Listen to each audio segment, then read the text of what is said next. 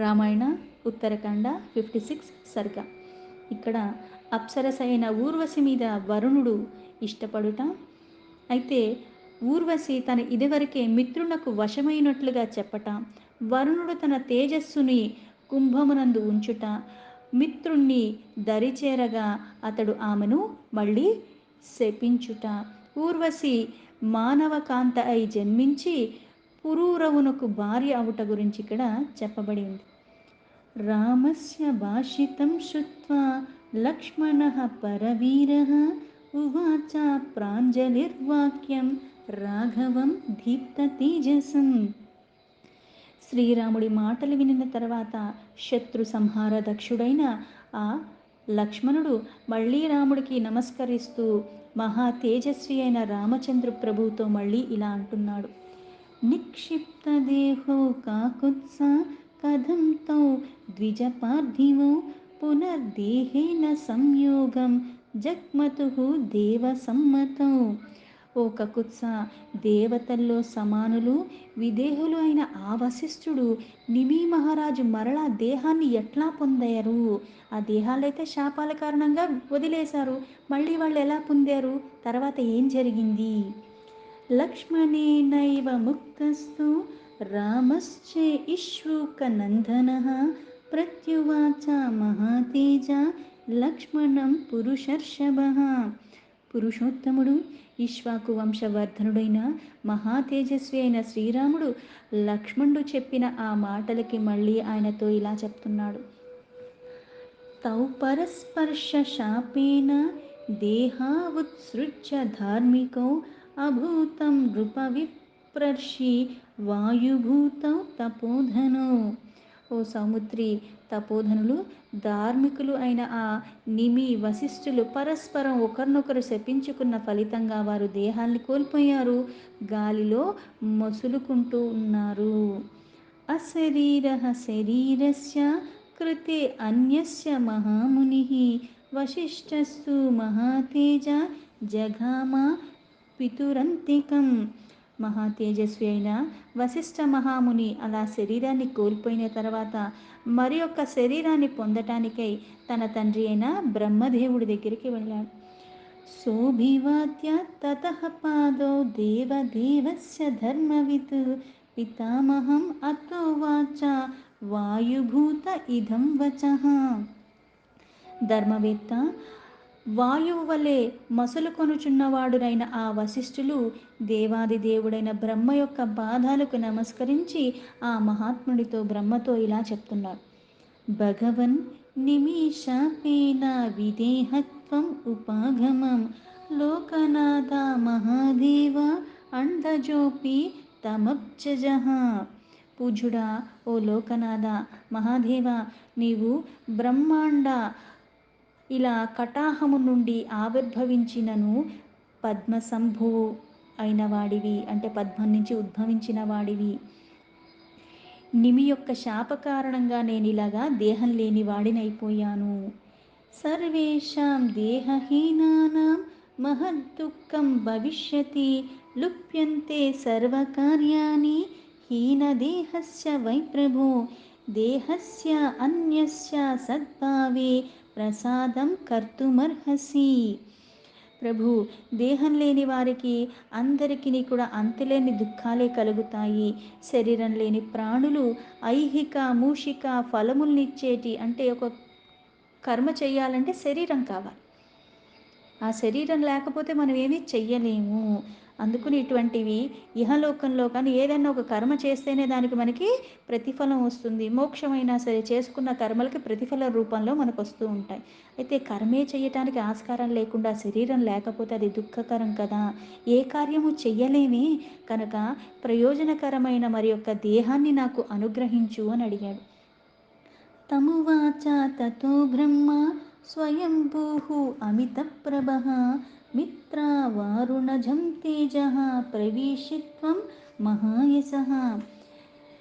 తర్వాత స్వయంగా ఆవిర్భవించినవాడు ఎంతో ప్రతిభాశాలి అయిన బ్రహ్మదేవుడు వశిష్ఠుల వారి మాటలకి, దివ్య తేజస్వి వశిష్ఠ, నీవు సూర్య వరుణుల యొక్క వీర్యమునందు ప్రవేశించు, అటు సూర్యుడు అలాగే వరుణుడు. ఆయోనిజస్త్వం భవితా తత్రాపి ద్విజసత్తమా ధర్మేణ మహతా యుక్తః పునరిష్యసి మేవసం. నువ్వు ఆయోనిజుడవు అంటే ఒక యోని నుంచి ఉద్భవించిన వాడివి కాదు, గొప్ప ధర్మ నిరతుడివి అవుతావు. అందుకే మరలా నాకు పుత్రుడివై నా వశంలో ఉంటావు. అంటే నా పుత్రుడివైనందుకు నువ్వు ప్రజాపతి పదవిని అలంకరిస్తావు. ఏవముక్తస్తు దేవేన చాభివాద్య ప్రదక్షిణం కృత్వా పితామహం తూర్ణం ప్రయయో వరుణాలయం. తర్వాత వాయు రూపంలో ఉన్న వశిష్ఠుడు బ్రహ్మదేవుడి పలుకులకు విన్న తర్వాత ఆయనకి మళ్ళీ ప్రదక్షిణపూర్వకంగా నమస్కారం చేసి తర్వాత శీఘ్రంగా వరుణలోకానికి చేరుకున్నాడు. అంటే ముందుగా బ్రహ్మలోకానికి వెళ్ళిన తర్వాత మళ్ళీ వరుణలోకానికి వెళ్ళాడు. తమేవ కాలం మిత్రోపి వరుణత్వం అకారయత్ క్షీరోధేన సహోపేతః పూజ్యమానః సురోత్తమేః. అదే కాలంలో ద్వాదశ ఆదిత్యుల్లో ఒకడైన మిత్రుడు అంటే సూర్యుడు వరుణుడితో కలిసి రాజ్యపాలన చెయ్యటం మొదలుపెట్టాడు. అందువలన దేవతలకు వరుణుడితో పాటు ఆయనను కూడా పూజింపటం మొదలుపెట్టారు. ఏతస్మిన్నేవ కాలే తు ఊర్వశీ పరమప్సరాః యదృచ్ఛయా సముద్రేశం ఆయయో సఖిభిర్వృతా. అదే కాలంలో అప్సరసల్లో మేలిమైన ఊర్వశి తన చెలికత్తెలతో కలిసి యాదృచ్ఛికంగా అంటే అనుకోకుండా ఆ వరుణలోకానికి తను కూడా వెళ్ళింది. తాం దృష్ట్వా రూప సంపన్న క్రీడంతిం వరుణాలయే ఆవిశత్ పరమో హర్షో వరుణం చోర్వశీకృతే. ఎంతో అందగత్తె, సర్వాంగ సుందరి అంటే నిజంగా ప్రతి ఒక్కటి అణు ఆ శరీరంలో అన్నీ అంత అందంగా ఉన్నాయి. చూస్తూ చూస్తూ ఉంటే ఎవరైనా ముగ్ధుడైపోతాడు. అంత సౌందర్య రాశీభూతంగా ఉన్న అప్సరస వరుణలోకంలో యథేచ్ఛగా హాయిగా తిరుగుతూ ఉంది. అయితే వరుణుడు చూశాడు. ఆమెని చూడగానే వెంటనే అతడు ఆ ఊర్వశి యొక్క అందచందాలకి ముగ్ధుడైపోయాడు. ఆమె పైన ఆయనకి ఇంకా ఇష్టం ఏర్పడిపోయింది. సతాం పద్మఫలా సాక్షిం పూర్ణచంద్ర నిభాననాం వరుణో వరయామాస మైథునాయ అప్సరోవరాం. ఆ అప్సరసి శిరోమణి నిండు చంద్రులాగా ఎంతో ఆహ్లాదకరమైన ముఖంతో ఉన్నది. ఆ ముఖవర్చస్సుని చూసి, ఆమె అందాన్ని చూసి, ఆమె కళ్ళను చూసి విశాలమైన నేత్రాలు కలది వరుణుడు ఆమె సొగస్సుకి, ఆమె అందానికి ఇంకా ఇంకా ఆకర్షితుడైపోతున్నాడు. ఆమెతో దగ్గరగా ఉండాలని ఆమె సాన్నిధ్యాన్ని కోరుకుంటూ ఉన్నాడు. ప్రత్యువాచ తతః సాతు వరుణం ప్రాంజలిః స్థితా మిత్రేణాహం వృతా సాక్షాత్ పూర్వమేవ సురేశ్వర. అంతటా ఆమె ఆయన ఎదుట నిలిచి ఆయనకి నమస్కరించి, సురేశ్వర, ఇంతకు పూర్వమే మిత్రుడు నన్ను వరించి ఉన్నాడు. అంటే ఆమెకు ఆకర్షితుడై ఆమె కోసం ఆమె మీద ఎంతలా వెళ్ళిపోయాడంటే ఆమె దగ్గరికి తెలిసిపోతూ ఉంటుంది. ఇప్పుడు మనల్ని ఎవరు ఏ దృష్టితో చూస్తున్నారని తెలిసిపోతుంది. పైగా శృతి మించినది. మనల్ని చూసి నవ్వుతున్నారా, ఆప్యాయంగా నవ్వుతున్నారా, లేకపోతే హేళనగా నవ్వుతున్నారా అన్నది వాళ్ళ యొక్క ముఖ కవళికలు బట్టి మనకు ఎలా తెలిసిపోతుందో ఇక్కడ కూడా వరుణ్ యొక్క కోరిక అక్కడ స్పష్టంగా తెలిసిపోతుంది.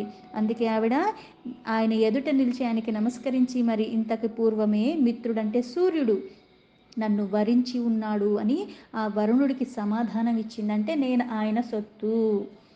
వర్ణస్త్వా బ్రవిద్వాక్యం కందస్ పశరపీడితాః ఇదం తేజః సుముత్సాక్షే కుంభే అస్మిన్ దేవ నిర్మితే. అప్పుడు మన్మథ వికారాలకి లోనై ఉన్న వరుణుడు ఆమెతో మళ్ళీ ఇలా అన్నాడు, ఊర్వశి, నీ సౌందర్యానికి అది చాలా అందంగా మనోహరంగా ఉన్నావు, నీ ముఖశోభలు ఇంకా అద్భుతంగా ఉన్నాయి. ఏవముత్సృజ్య శుశ్రోణి త్వయహ్యం వరవర్ణిని కృతకామో భవిష్యామి యది నిత్యసి సంగమం. ఒకవేళ నీవు నాతో సంగమించుటానికి ఇష్టపడితే నా తేజస్సుని బ్రహ్మ నిర్మితమైన ఈ పాత్రలో ఉంచుతాను. ఈ విధంగా చెయ్యట వలన నా కోరిక తీరుతుంది. దిక్పాలకుడైన వరుణుడు ఆ మాటలు ఎంతో తృప్తి చెందిన ఊర్వశి మళ్ళీ ఆయనతో ఇలా చెప్తుంది. తస్య తల్లోకపాలస్య వరుణస్య సుభాషితం ఊర్వశీ పరమప్రీత శ్రుత్వా వాక్యం ఉవాచః. కామమేతద్భవత్వేవం హృదయం మే త్వయి స్థితం భావశ్చాభ్యాధికస్తుభ్యం దేహో మిత్రస్య తు ప్రభో. నువ్వు కోరిన రీతిగానే జరుగుతుంది. నా హృదయము నీ అందే లగ్నమైనది. అలాగే నాపై నువ్వు చూపించిన అనురాగం కూడా చాలా గొప్పది. ఇంకా నా దేహంపై అధికారం మాత్రము మిత్రునికే గలదు అని చెప్పింది. ఊర్వశ్య ఏవముక్తస్సు రేతస్తన్మహాత్మూతం జలదగ్నిశిఖాప్రాఖ్యం తస్మిన్ కుంభే వ్యపాసృజతు. ఊర్వశి ఇలా చెప్పిన తర్వాత వరుణుడు అద్భుతమైన ఇక్కడ అగ్నిశిఖలాగా విరాజిల్లేది తన రేతస్సుని ఆ కుంభంలో ఉంచాడు. ఊర్వశీ త్వాగమత్తత్ర మిత్రో వై యత్ర ధీవత తాం తు మిత్రః సుసంక్రమ్య ఊర్వశీం ఇదమబ్రవీత్. తర్వాత ఆ అప్సరస అయిన ఊర్వశి దివ్య స్వరూపుడైన సూర్యుని దగ్గరికి చేరుకుంది. అంతటా మిత్రుడు ఆ ఊర్వశిని గాఢంగా అంటే సూర్యుడు కౌగిలించుకున్నాడు. మయా నిమంత్రిత పూర్వం కస్మాత్వం అవసర్జిత పతిమన్యం వృతవతి తస్మాత్ త్వం దుష్టచారిణి. తను అక్కడ కౌగిలించుకున్నాడు, కానీ అతడు తనపై ఆమెకు అనురాగం లేదని గ్రహించి మళ్ళీ ఆవిడతో ఇలా అన్నాడు. దుష్టురాల, పూర్వము నాతో సంగమించుటకు నిన్ను కోరియుంటిని, కానీ నువ్వు నన్ను కాదని మరి ఒకరిని భర్తగా కోరుకుంటివి. అనేన దుష్కృతేన త్వం మత్క్రోధ కలుషీకృత మనుష్యలోకం ఆస్థాయ కంచిత్ కాలం నివత్స్యసి. బుద్ధస్య పుత్రో రాజర్షిః కాశీరాజः పురూరవః తమద్య గచ్చ దుర్బుద్ధే సతే భర్త భవిష్యతి. అంటే ఇక్కడ ఆ వరుణుడికి ఏం చెప్పింది? నా మనస్సు నీ మీదే లగ్నమయ్యుంది, కానీ ఈ శరీరం మాత్రం సూర్యుడికే చెందుతుంది, మిత్రుడికే. ఎందుకంటే నా మీద అధికారం ఉంది, దేహం అతనికి ఇస్తున్నాను కానీ మనస్సు అతనికి ఇవ్వట్లేదు. నువ్వు నాకు చెప్పిన మాటలు ఇవి నాకెంతో తృప్తిని కలిగించాయి, అందుకు నా మనస్సు నీ మీదే ఉంది అని చెప్పింది. అంటే మనస్సు లేకుండా శరీరం ఒకటే ఆ మిత్రుడికి అప్పచెప్తుంది. అందుకే కౌగిలించుకున్నాక ఆవిడకి తన మీద అనురాగం లేదని, ఎందుకంటే ఇష్టంగా ఒకళ్ళ పట్ల మనం మాట్లాడేటప్పుడు కానీ వాళ్ళని దగ్గరికి తీసుకునేటప్పుడు అది తెలిసిపోతుంది. ఆ ఇష్టం లేనప్పుడు అయిష్టంగా ఏదో చేశానన్నప్పటికీ శారీరకంగా చేసింది కూడా మనకి తెలిసిపోతుంది. అందుకే ఇక్కడ నువ్వు పూర్వము నాతో ఉంటానన్నావు, కానీ నువ్వు వేరో ఒకళ్ళని భర్తగా కోరు. అంటే మనస్సు వేరే దగ్గర ఉంది, శరీరం ఇక్కడ ఉంది కానీ మనసు ఇక్కడ లేదు, నీ మనస్సులో నేను లేను. అందుకే ఇక్కడ నువ్వు ఈ పాపకృత్యానికి పాల్పడ్డావు, నాకు కోపం తెప్పించావు, కావున నువ్వు మనుష్యలోకానికి చేరి అక్కడ కొంతకాలం నివసిస్తావు. దుష్టాత్మురాల, నువ్వు బుద్ధిని యొక్క పుత్రుడు, అలాగే రాజర్షి కాశీదేశపు రాజైన పురూరవుని దగ్గరికి చేరి అతడే నీకు భర్త కాగలడు అని చెప్పాడు. తతః సా శాపదోషేణ పురూరవ సంయభ్యగా ప్రతీయత పురూరవం బుద్ధస్య ఆత్మజ మౌరసం తస్య జజ్ఞే. తతః శ్రీమాన్ ఆయుః పుత్రో మహాబలః నహుషో యత్ర పుత్రస్తు బభూవేంద్ర సమద్యుతిః. ఇలా శాపానికి లోనైన ఊర్వశి బుద్ధిని యొక్క ఔరసపుత్రుడైన, మనకి భాగవతంలో వాటిల్లో కూడా విశేషంగా ఈ రాజు గురించి అలాగే ఊర్వశి యొక్క కలయిక గురించి ఆ ఉపాఖ్యానాలు ఉన్నాయి. అయితే ఈయన అందంగా ఉన్నాడు, బాగా యవ్వనంలో ఉన్నాడు. వేట కోసం వెళ్ళినప్పుడు అకస్మాత్తుగా ఈ అప్సరస ఏదైతే ఊర్వశి శాప కారణంగా భూలోకానికి వచ్చిందో ఆవిడ్ని చూస్తాడు. ఆవిడ అందానికి ముగ్ధత్వానికి లోనైపోయి ఆవిడ్ని వివాహం చేసుకోవాలనుకుంటాడు. అయితే ఆ వివాహం చేసుకోవాలని ఆవిడ మీద అంత ప్రీతి వస్తుంది. ఆ అందానికి చూసి ముగ్ధత్వానికి నా మహారాణివవ్వు అంటాడు. అయితే ఇక్కడ నన్ను ఎవ్వరూ కూడా పొందలేరు. అయితే నన్ను పొందాలంటే మళ్ళీ దానికి కొన్ని షరతులు అని పెడుతుంది. అంటే ఎంత ముగ్ధత్వానికి వెళ్ళిపోతాం అంటే ఒక్కొక్కసారి ఏ షరతు పెట్టినా సరే దానికి మనము సిద్ధపడిపోతూ ఉంటాం. ఎందుకు? ఆ మోహ కారణంగా. కొన్ని కొన్ని మనకి బాగా అవతల వాళ్ళు ఎలా అయితే మనకి ఆ తీవ్రత ప్రతీదీ హద్దు మీరి ఉన్నట్టుగా ఉంటుంది. అందుకని అవతల వాళ్ళు ఏది అడిగినా ఆ సమయానికి చేయటానికి సిద్ధపడిపోయి ఉంటాము. ఇక్కడ కూడా అలాగే నన్ను చేసుకోవాలంటే సాధారణమైన వాళ్ళు చేసుకోలేరు. వీరోచితంగా ఉన్నవాళ్ళు తప్పితే నన్నెవరూ పొందలేరు అని చెప్తుంది. అయితే నాకు సాధ్యం కానిది ఏదీ లేదు. నాకు అన్ని సకల విద్యలు తెలుసు. అయితే నువ్వు కావాలంటే పరీక్షించుకో అన్నట్టుగా అంటాడు. అయితే ఈ అన్నీ కావాల్సిన వాడు తన మీద అంత వ్యామోహంతో తనని వివాహం చేసుకుంటా అంటే దానికి కూడా ఒప్పుకుంటుంది. అలాగే ఒక వర్ణానికి సంబంధించిన వాళ్ళు ఇంకో వర్ణానికి ఎలా అయితే వివాహాలు ఇవన్నీ అంటారో, ఇక్కడ ఈవిడ ఎప్పుడైతే ఒప్పుకుంటుందో కాకపోతే ఇద్దరు కూడా నన్ను నేనేదన్నా చేస్తానంటే దానికి మళ్ళీ తను ఇష్టంగా పెంచుకున్న గొర్రెను ఎప్పుడూ రక్షిస్తూ ఉండాలి. అలాగే తన్ని వివాహం చేసుకున్నాక ఇంకా ఏ స్త్రీ వైపు కూడా చూడకూడదు. అలాగే తన్ని నగ్నంగా ఎప్పుడూ చూడకూడదు.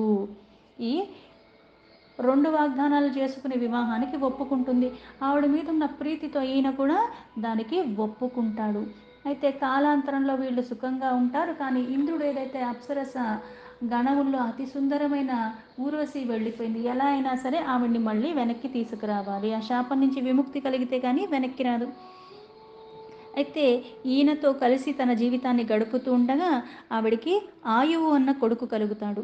ఆయన చాలా బలశాలి. ఆయువు ఒక్క కొడుకే నహూషుడు. అతడు కూడా ఇంద్రుడిలాగా మహా తేజస్వి.